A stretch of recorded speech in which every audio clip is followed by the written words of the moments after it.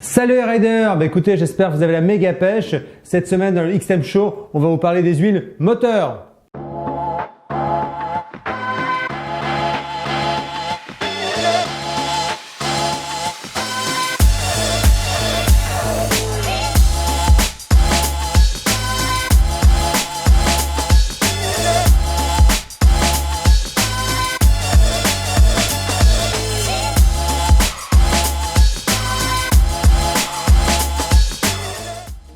Sur Facebook, Benjamin Leca demande « Pourquoi autant d'huiles différentes et pourquoi ne pas faire une huile unique ?» Salut Benjamin, merci pour ta question sur Facebook. Alors, pourquoi autant d'huiles sur le marché? Tout simplement parce que il y a plein de moteurs différents. Alors, la base, c'est déjà de comprendre, Benjamin, à quoi sert une huile. Alors, la première fonction d'une huile, tout simplement, c'est celle qui vient tout de suite à l'esprit, c'est tout simplement d'éviter les frottements à l'intérieur du moteur, donc entre différentes pièces mécaniques dans le moteur.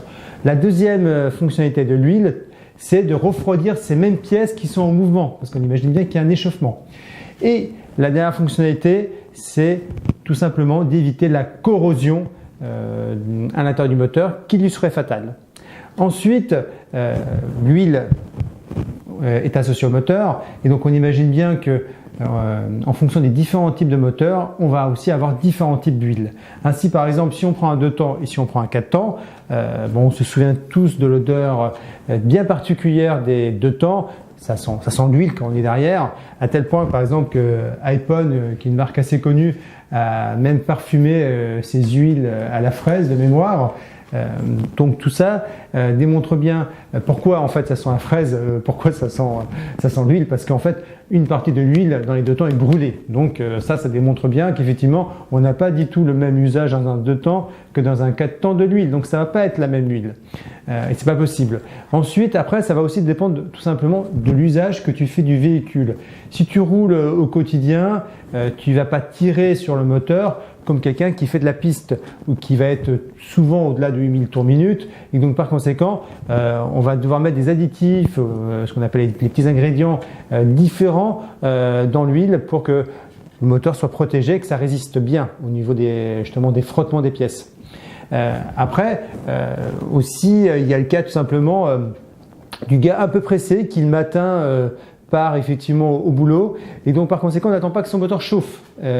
Donc là c'est pareil, ça veut dire qu'on va avoir besoin d'une huile qui à froid va avoir une bonne viscosité, parce que sinon on va abîmer rapidement les pièces. Bon, c'est pas conseillé évidemment, quand vous partez le matin, il faut laisser chauffer son moteur, tout le monde le sait, on le dit tous, mais bon, par moment c'est pas le cas.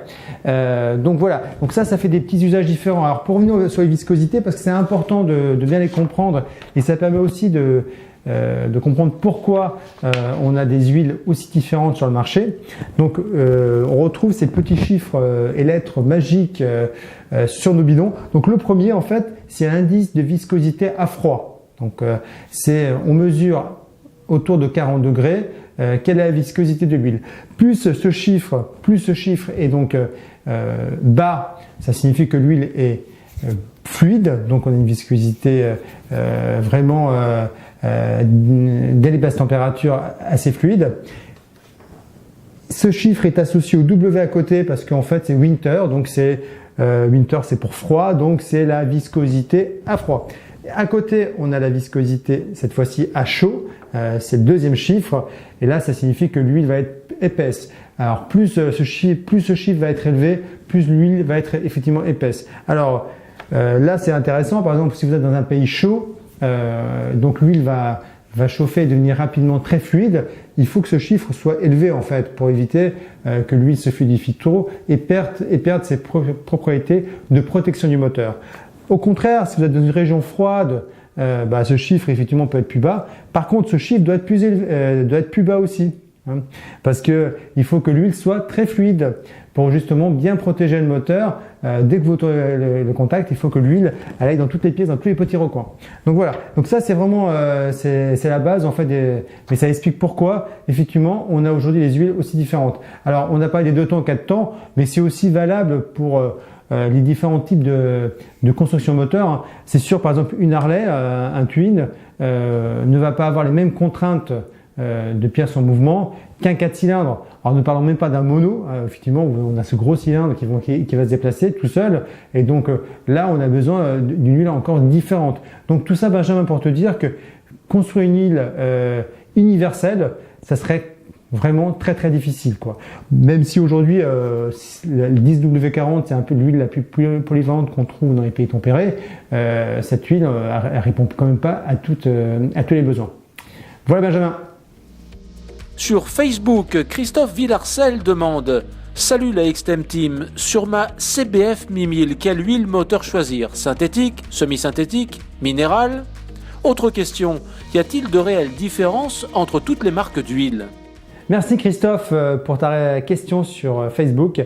Alors, quel type d'huile mettre sur ta moto? Alors, par rapport à ton CBF 1000, je dirais une semi-synthèse sera la bonne préco pour moi. Pourquoi? Parce que d'un point de vue usage, au quotidien, bon, tu vas pas faire de la piste avec ta moto, tu vas pas non plus avoir une conduite très sportive. En tout cas, c'est pas le type de conduite que je te connais. Donc, je dirais que tout simplement, une semi-synthèse remplira parfaitement son office. Après, tu peux mettre une synthèse, parce que qui peut plus peut le moins, mais je dirais pas la peine de monter sur une huile trop chère. Une semi-synthèse, ça sera parfait. Après, ce qui est important, c'est bien de respecter la viscosité qui est sur ton livret constructeur. De mémoire, sur la Honda, ça va être du 10W30 ou du 10W40 avec un intervalle de révision tous les 12 000. Donc, si tu respectes bien la viscosité, les intervalles de révision, une semi-synthèse, ça sera nickel. Après, par rapport à ta question, il y a plein de marques. C'est vrai que sur le marché aujourd'hui, il y a plein de marques. Ce qu'il faut savoir, c'est surtout qu'à la base, il y a 3-4 grands pétroliers dans le monde. Après, on a différentes marques, ce qu'on appelle un peu des blenders, qui vont en fait créer à partir de la matière de base fournie par les pétroliers leurs huiles. Mais en fait, ils rajoutent tout simplement des ingrédients à leurs huiles pour répondre à différentes contraintes qui se sont mises dans leur propre cahier des charges. Je dirais que, grosso modo, quand tu es sur les marques constructeurs, préconisées par les constructeurs, elles se valent toutes un peu, hein, que tu prennes du Motul, du Silcolene, du Motorex, on est sur des huiles, franchement, ça se vaut. Après, le truc à éviter, je pense, c'est les huiles premier prix. Parfois même, elles sont à base d'huile recyclée, non pas d'huile premium issue des pétroliers. Donc là, effectivement, on sait que la durée de vie de l'huile va être moins bonne, hein, parce que c'est là où ça va jouer aussi.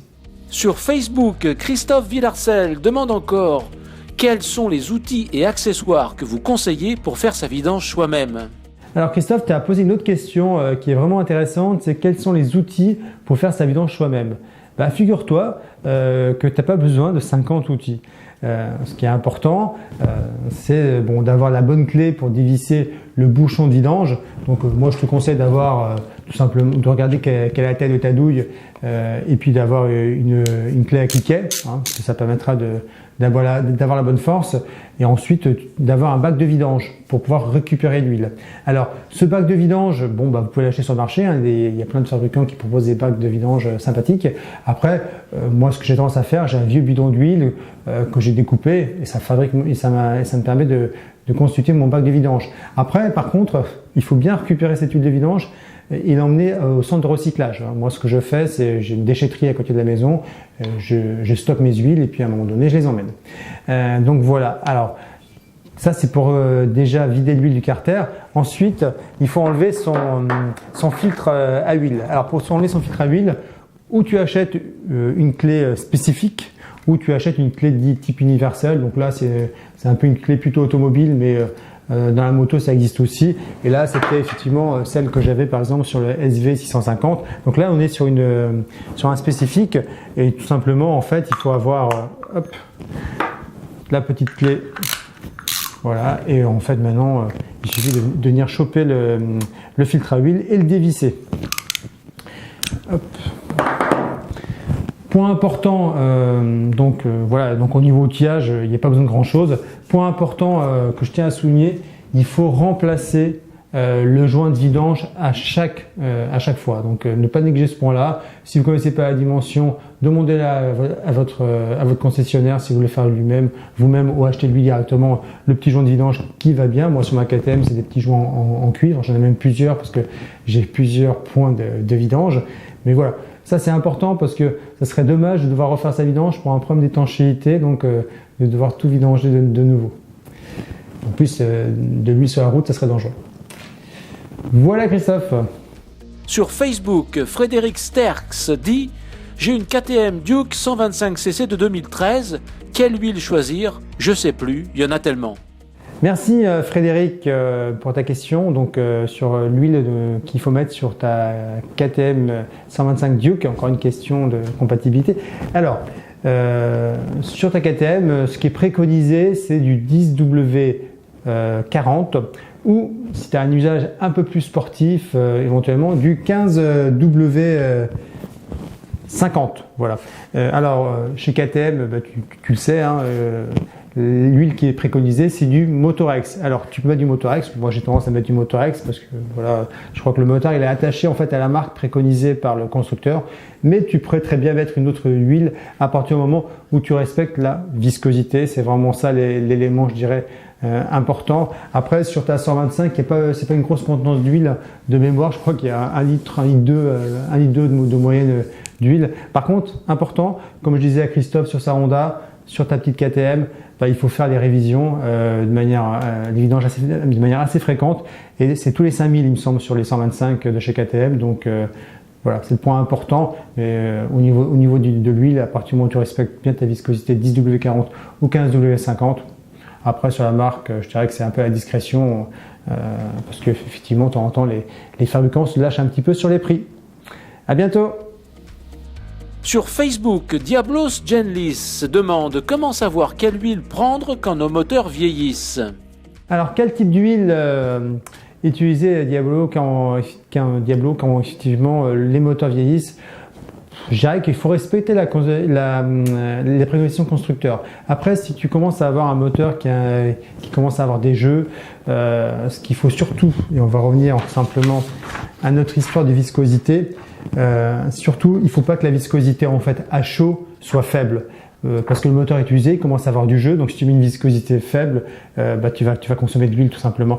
Alors il faut avoir une viscosité élevée si ton moteur commence à être fatigué. Donc j'aurais tendance à ne surtout pas diminuer ce chiffre par rapport à la préconisation constructeur, plutôt à l'augmenter. Donc si effectivement au départ tu es sur une préco à 10,40, tu peux effectivement passer sur du 10,50 ou 10,60, ça ne posera pas de souci et au contraire, ça permettrait une meilleure étanchéité moteur.